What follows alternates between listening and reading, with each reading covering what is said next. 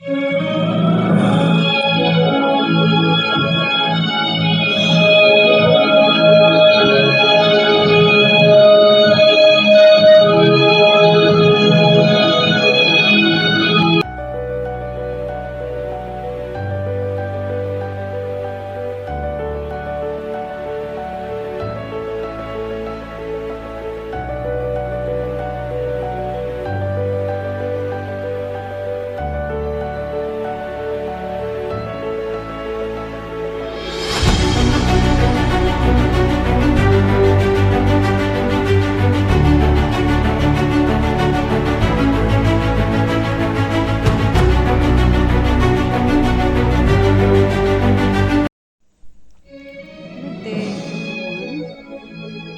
day, Nigerians.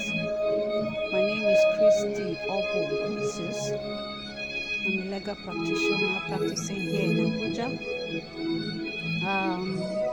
I happen to be the founder of Handel Pro Bono Link and Empowerment Foundation.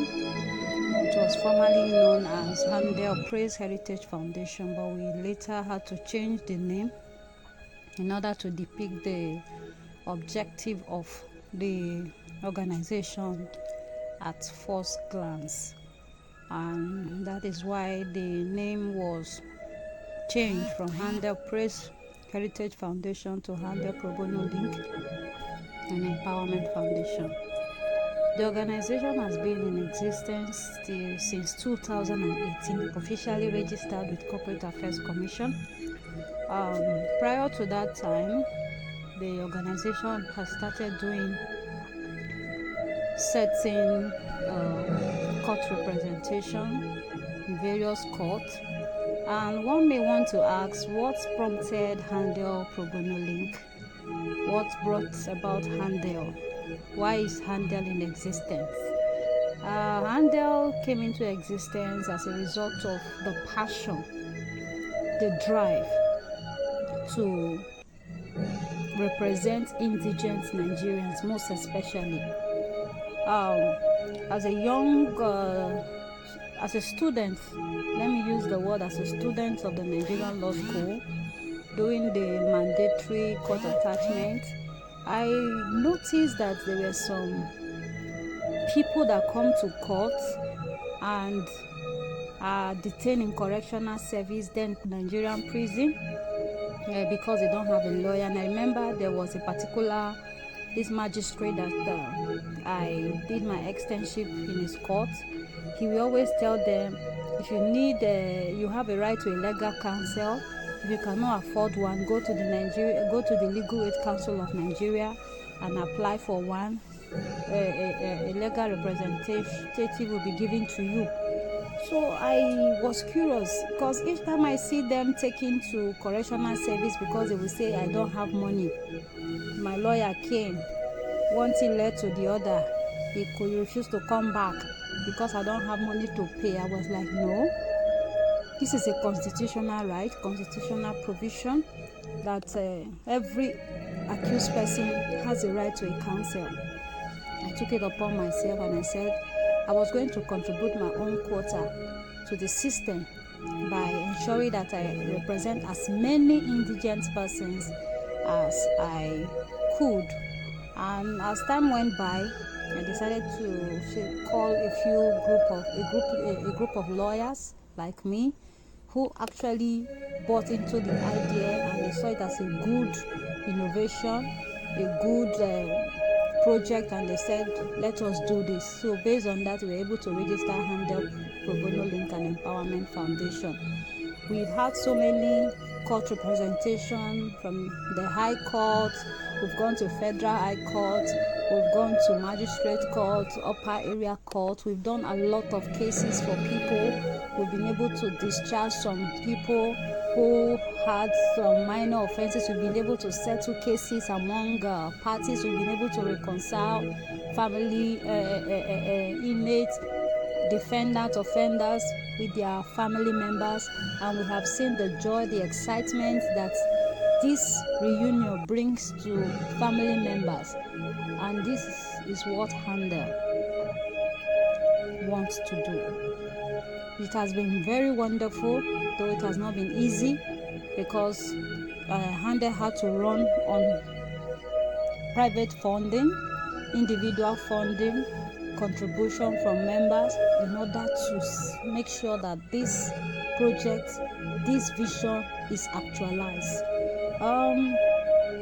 Handel is not really out to encourage crime in the society, excuse me. He's not out to encourage crime or criminality, but rather Handel is out to ensure that crime rate is minimized to its barest minimum. We notice that most of these offenders are either theft of this, goat, chicken, and all sorts, all these minor offenses. And we felt no, this thing can be stopped. And what really brought about, or in the course of our activity with interrogation and interview of our beneficiaries, we try to find out why did you get yourself into this crime, and they will tell you that it's joblessness.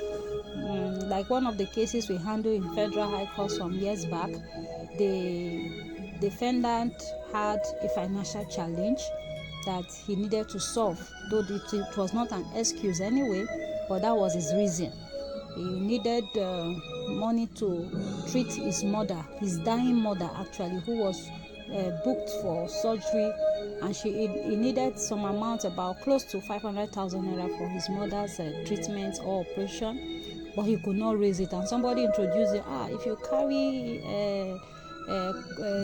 drugs now from here to here, you'll be able to make this money. And he bought into the idea and said, I have to do anything possible to be able to save my mother because I can't get the money. According to him, he went for the first trip. It was successful, but the money wasn't complete. It was on the second trip that the NDLEA officers apprehended him, took him to court. He pleaded guilty. Locutus was entered on his behalf, and the court was magnanimous enough to tamper justice with mercy. He was convicted. He was sentenced though, but the court considered certain things, especially because he didn't have to waste the time of the court. One of those things that brought this man into this kind of predicament is as a result of unemployment. If this man has been working, has something to do, earning a living, I don't think he will find himself in that kind of situation. There are so many cases of this kind that is going on in Nigeria, and that is why Handel decided to introduce an empowerment program. An empowerment program will enable all offenders to benefit from whatever we are offering. We have introduced various skill acquisition, ranging from tailoring, shoemaking, and so many other things. We are hoping that as time goes on, we'll be able to build a structure like a building where we'll be able to house all our beneficiaries, where they will have absolute concentration to learn whatever they have opportunity to learn. And it is our hope that at the time they are graduating from whatever skill they've been enrolled in, they will be able to equip them with whatever work tools that we can afford to provide for them. For instance, you are a tailor, you are able to learn tailoring for a period of time. We should be able to provide a sewing machine for you and the basic necessity or basic things that you need to start up your tailoring business. We pray and hope that with this little effort we are putting in, with these humanitarian services that we have taken upon ourselves, we'll be able to make Nigeria a better place. We'll be able to eradicate crime to its barest minimum. We'll be able to combat unemployment to a very large extent. And we are also using this opportunity to call on the Nigerian government that there is a lot to be done. Nigerian government, our government should not just neglect, especially those people at the rural area.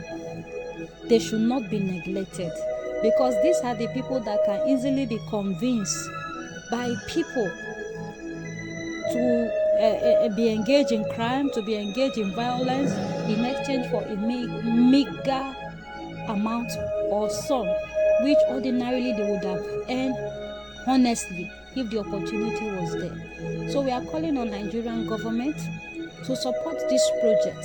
We are calling on individuals, organizations to support this project so as to ensure that crime is combated to its barest minimum in Nigeria. A crime-free society is achievable in Nigeria if we all sit up and make it our own personal and individual business. I want to appreciate the Nigerian police force, the